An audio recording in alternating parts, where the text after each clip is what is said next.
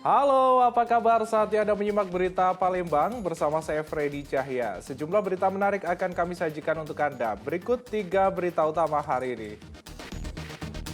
Mewaspadai kebakaran lahan dan hutan di Kabupaten Ogan Komering Ulu, BPBD siapkan personil dan 9 posko penanggulangan bencana. Pelayanan prioritas akan diberikan pada kelompok disabilitas dan rentan saat pembuatan SIM-D di Kota Palembang. Kawat tembaga ternyata dapat menghasilkan aksesoris perhiasan yang unik hingga menghasilkan pundi-pundi jutaan rupiah.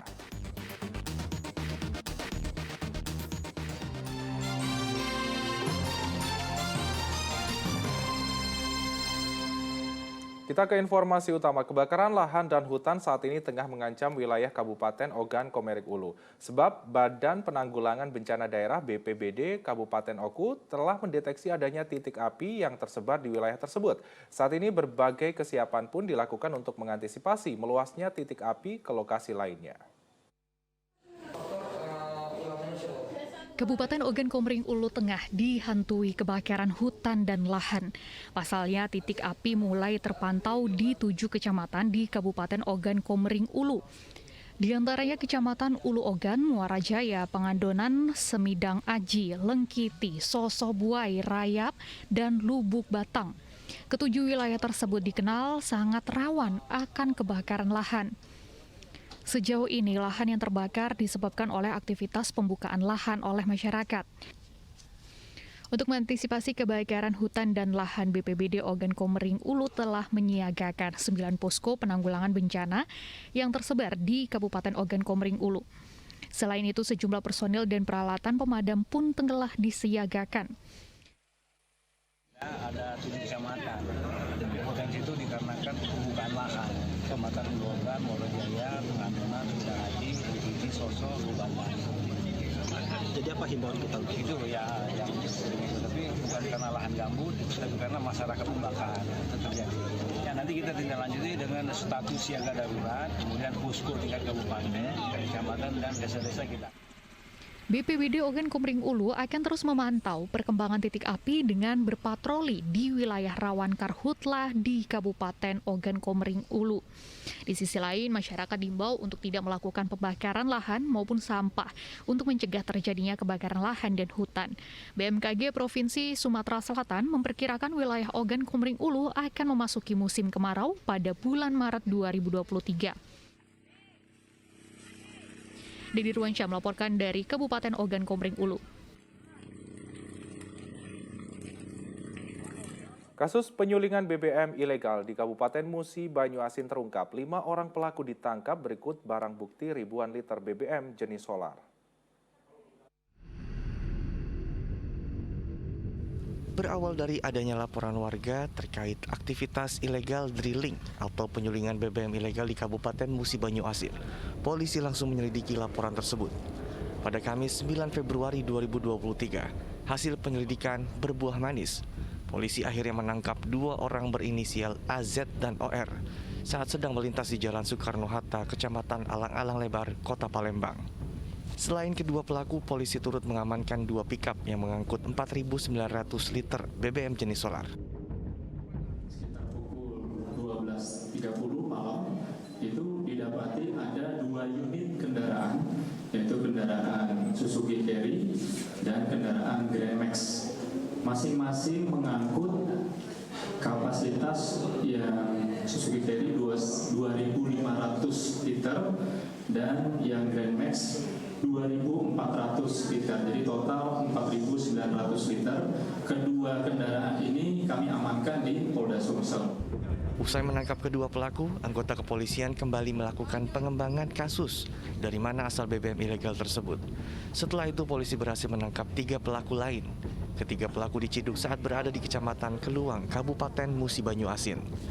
BBM jenis solar yang disuling secara ilegal akan dijual oleh pelaku di wilayah Ogan Komering Ilir.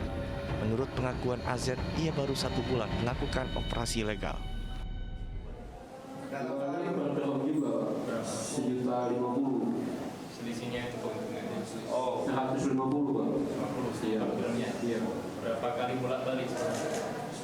Seminggu paling kadang sekali. Oh, enggak tiap hari? Enggak tiap hari ya? Itu ngambilnya di Kluang ya Mas? Iya. Di Kluang? Iya, di luar.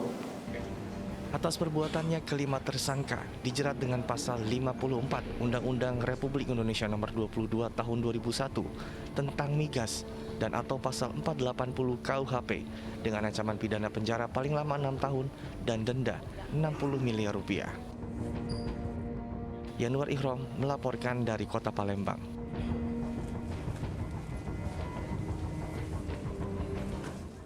Angin kencang yang melanda Desa Mayapati, Kabupaten Ogan Ilir mengakibatkan pohon tumbang dan menimpa sebuah rumah warga. Akibatnya rumah yang dihuni seorang lansia itu pun mengalami kerusakan yang cukup parah. Nenek Zulma mau tak mau harus menerima rasa duka ini sendiri. Rumah gubuk yang selama ini ia tinggali seorang diri rusak parah. Para tetangga mendatanginya untuk mengeluarkan sejumlah barang-barang yang berada di rumah yang masih bisa diselamatkan. Ia pun turut sibuk merapikan barangnya dan melihat keadaan rumah rusaknya meski dengan rasa bingung dan sedih. Pohon kapuk setinggi 12 meter tumbang dan menimpa rumah gubuk milik Nenek Zulma di Desa Mayapati, Kecamatan Pemulutan Selatan, Kabupaten Ogan Ilir pada Minggu pagi. Tumbangnya pohon ini disebabkan karena angin kencang yang melanda kawasan ini pada Minggu dini hari. Musibah terjadi saat pemilik rumah sedang terlelap tidur. Meski pemilik rumah berhasil lolos, namun barang-barang yang ada di dalam rumah mengalami kerusakan parah setelah ikut tertimpa pohon. Rumah ini tertimpa pohon akibat dari angin deras. Kami sudah menindaklanjuti, sudah kami laporkan ke dinas terkait. Atas nama Zulma,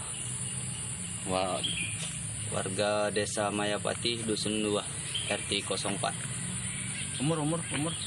Umur kurang lebih 76 tahun. Artinya sudah didata ya? Sudah didata. Ini tolong rumah kelobo aku dapat keluar tadi. Ini ngawal ini ya lampu mati. Laju lampu mati langsung? Iya mati. Oh, posisi lagi mati lampu. Jadi tempat dulu mati lampu. Iya. Nah dapat keluar dari sini kayaknya keluar. Dah baca tidak pintu di dalam. Oh di telanjangnya itu. Dalam dia baru dapat keluar.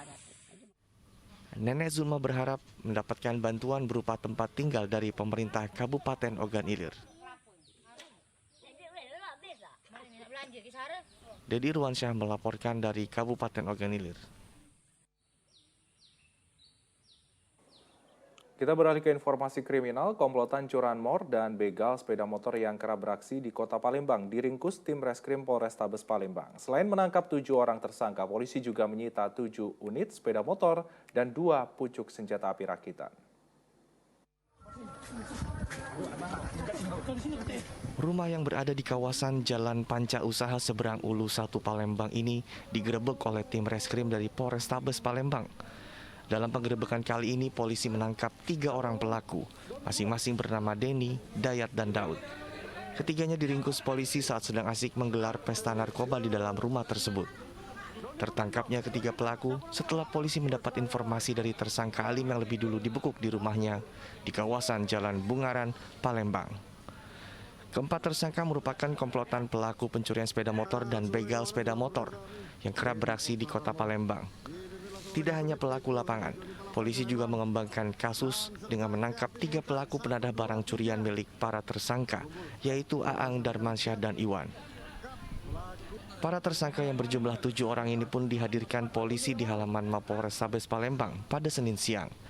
Berdasarkan catatan polisi, komplotannya dikenal sadis ini telah melakukan kejahatan sebanyak 26 kali di wilayah Kota Palembang dan sekitarnya. Ada 7 pelaku yang kita amankan dan berawal dari 1 pelaku yang kita tangkap, kemudian berkembang ada 2 pelaku utama dan juga ada 3 pasal tempur dan ada 1 lagi termasuk pengguna narkoba. Jadi pada saat penangkapan mereka sedang menggunakan narkoba dan hasil daripada tes itu juga positif.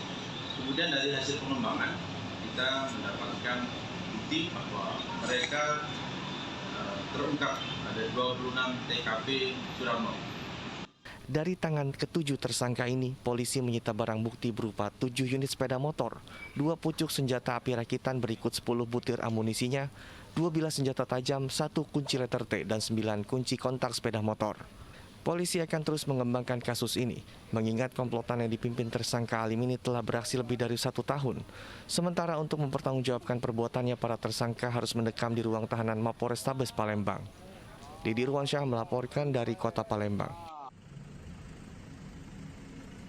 Akibat hujan deras selama 2 hari dan kondisi drainase yang kurang baik, jalanan provinsi di Kabupaten Ogan Ilir tergenang banjir. Hal ini mengganggu aktivitas warga berlalu lintas. Sebelum banjir pun jalanan tersebut rusak dan membahayakan pengguna jalan. Bagaimana tanggapan pemerintah daerah Kabupaten Ogan Ilir?